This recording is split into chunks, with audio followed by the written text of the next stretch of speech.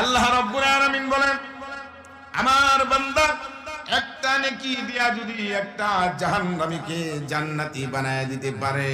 তাহলে আমি তো রহমান, আমি রহিম, আমি গাফফার, আমি সাত্তার, আমি আল্লাহ কি পারি না আমার ওই জাহান্নামী বান্দাটাকে মাফ করে দিয়া জান্নাত দান করে দিতে?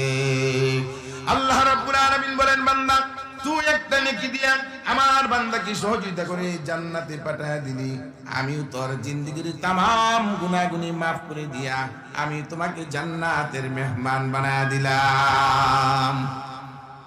এইজন্য আল্লাহ তাআলা বলেন, লা তাকনাতু মির রাহমাতিল্লাহ ইন্নাল্লাহা ইয়াগফিরুয যুনুবা জামিআ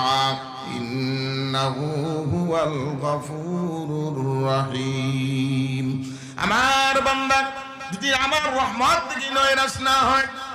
মুখ যদি ফিরায় না নেয়, আমি আল্লাহর প্রতি যদি নেক ধারণা রাখে, আমার গুনাহ যত বড় আল্লাহ